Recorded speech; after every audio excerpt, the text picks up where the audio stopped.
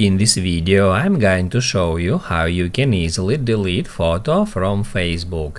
Be sure to watch the video to the very end so you don't make any mistakes, and of course do not forget to like this video and subscribe to my channel. Thanks guys. So let's get started, and first off, open up Facebook app and then go to your profile.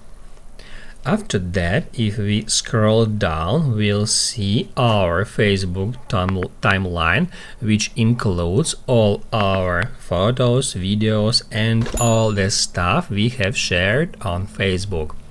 If we want to remove some photo from here, we can tap at the three dots and then tap at hide from profile.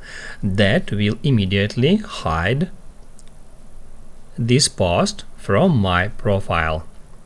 If we want to remove a photo from our Facebook main album, we need to just tap right here at More, select Photos, and we'll be taken to all our photos on Facebook. Then we can just scroll down until we find one we would like to delete. Then we can just open up that photo, tap at three dots, and then delete photo. Delete again, and if we now refresh the page, we can see that this particular photo has just been removed.